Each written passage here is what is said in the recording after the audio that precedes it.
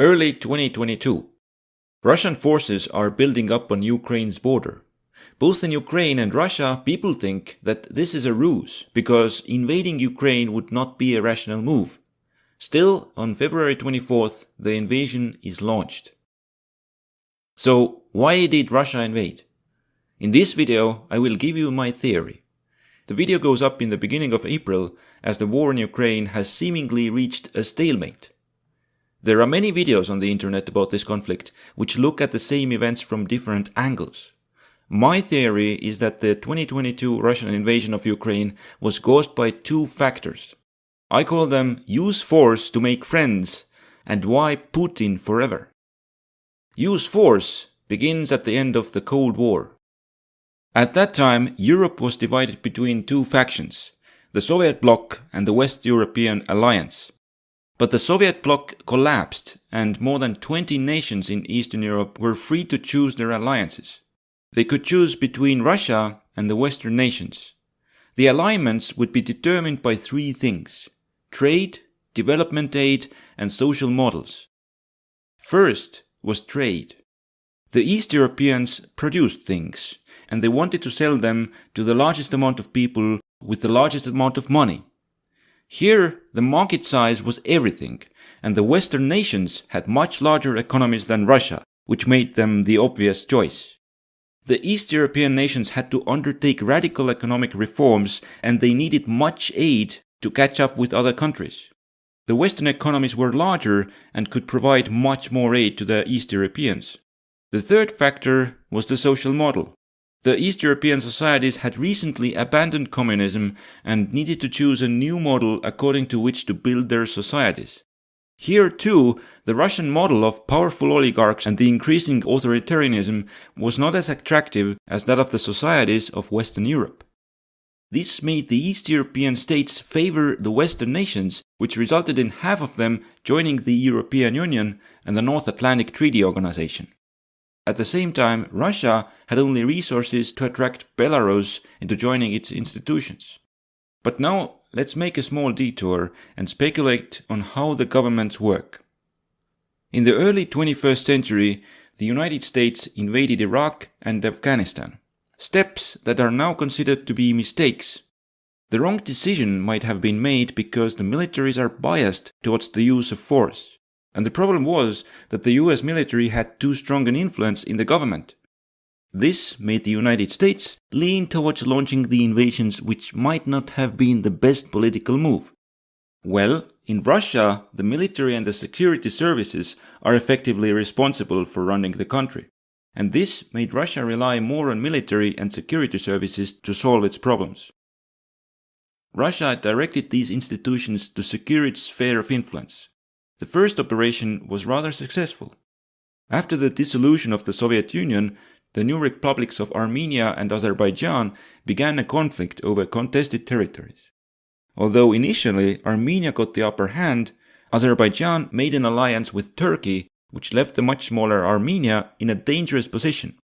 Russia saw this as an opportunity to use its military to expand its influence. Armenia was in need of protection, and Russia sent its forces to defend the country in return for Armenia joining the Russian sphere of influence. In the 2000s, the nation north of Armenia, Georgia, began pursuing closer ties with the Western nations, and Russia decided to use the military to bring that country into its sphere. The plan was to use the tension between the Georgian government and its two breakaway regions to inflict a military defeat on Georgia and cause a pro-Russian government to take power in the country. The operation was mostly successful. Russia was able to take full control over Georgia's separatist regions and halt Georgia's integration with the Western nations. But the invasion made many Georgians view Russia with hostility, and Georgia not only did not join the Russian sphere of influence, but also left the Russian-led institutions, which it already was a member of. Soon, another opportunity presented itself. The unrest of 2014 in Ukraine ended up with a Western-leaning government coming to power. This caused unrest in Ukraine's Russian-speaking regions. Russia deployed its military to increase its influence over Ukraine.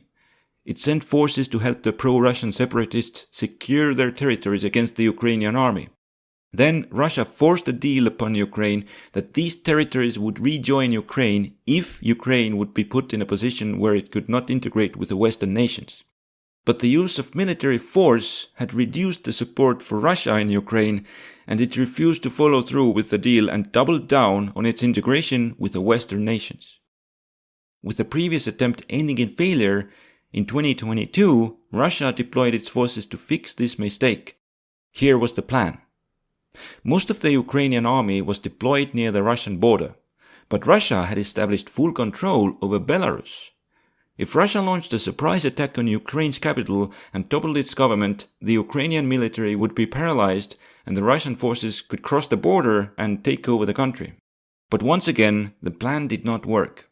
The previous use of military against Ukraine had made many people in the country hostile towards Russia, which was not part of the plan. The attempt to topple Ukraine's government failed, and the Russian move to occupy the country quickly ended in a stalemate, making the first stage of the invasion a failure. In conclusion, the specific composition of the Russian government makes it biased towards using military force for solving its problems. Therefore, it tends to give its military missions that it is not good at. This partially explains why Russia sent its military to invade Ukraine in 2022 and why the Russian military is now struggling to achieve its goals. Although some of the military operations did not do much good for Russia as a country, they did benefit the Russian government, which brings us to the second reason. In 1999, Vladimir Putin managed to maneuver himself to the position of the President of the Russian Federation, a post he took to keep. And he knew just how to do that. Russia had a lot of oil. During President Putin's first term, he managed to double the amount he exported, and during the following decade, the price of oil grew more than 8 times. This gave President Putin a lot of money to spend on expanding Russia's economy. During his first term, the Russian economy grew on average in double digits a year. This gave President Putin a great approval rating, and he was re-elected with more than 70% of the vote. During Putin's next term, there was more oil money at hand, which resulted in a higher economic growth and a strong approval. Due to the term limits set by Russia's constitution, this time Putin had to share power with one of his allies. The economic performance for the third term was not as spectacular due to the 2008 economic crisis. This resulted in the reduction of some public support, but not enough to deny Putin a re-election to president. But the old strategy was breaking down. Putin was good at selling oil, but almost anyone was capable of doing that. So why should Putin be supported for another term? Fewer and fewer people could answer this question. Putin could use the state's resources to keep his ratings artificially high, but genuine support for him was entering dangerous territory. Enter the Ukrainian crisis of 2014.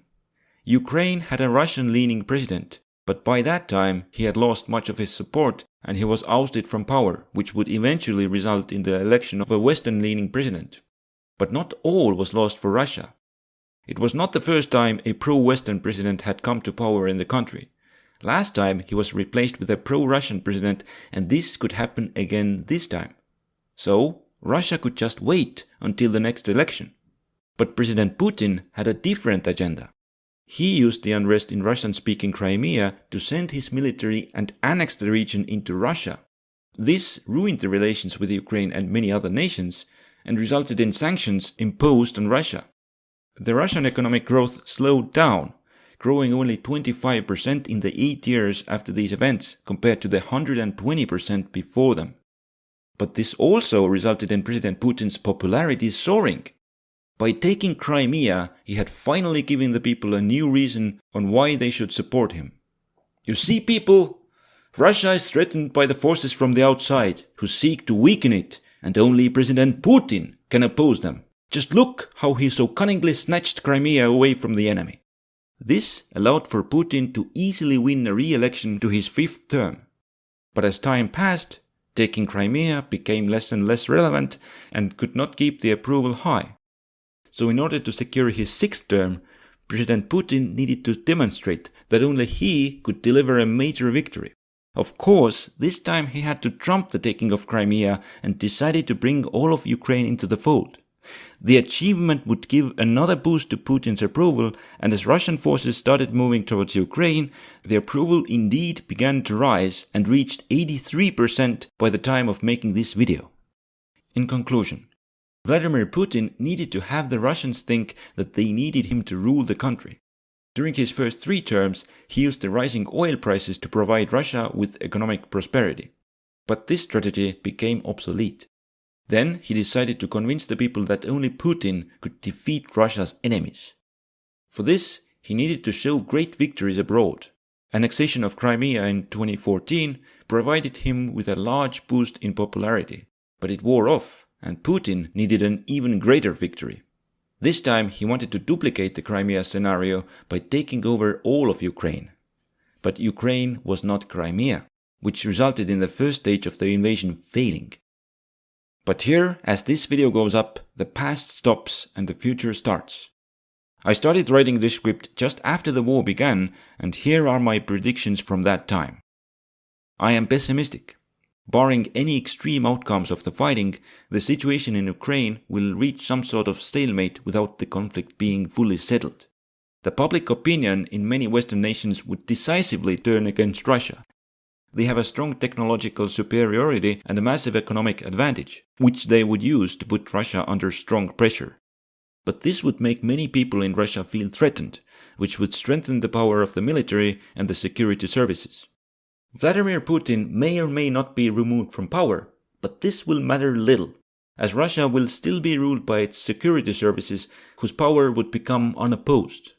The relations between Russia and the Western nations would enter a new Cold War, which would last for a long time. I feel that if enough people had actively opposed the war, it would not have taken place. As I personally did not do anything to avert it, I feel that the war is a consequence of me not taking action. If the next major war is to be stopped, the reasons behind the wars are to be identified. In this video, I gave my thoughts on the origins of the conflict. I don't think that my theory is fully correct, and it may even have gotten something majorly wrong. Let me know in the comments. What do you think are the causes for the Russian invasion of Ukraine?